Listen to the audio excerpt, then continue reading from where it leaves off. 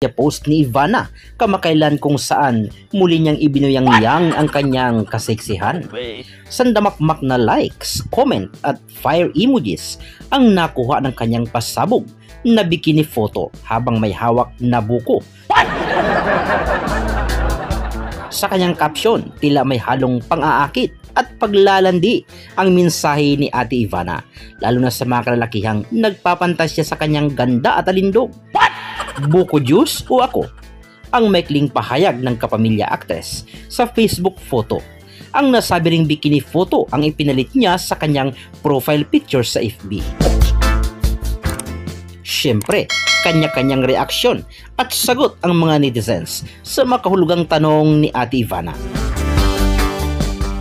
BJ, siyempre, hahaha. Sabi naman ng ilan, sarap naman ng veggie na yan, love it. Banat naman ang isa pa, buko juice na may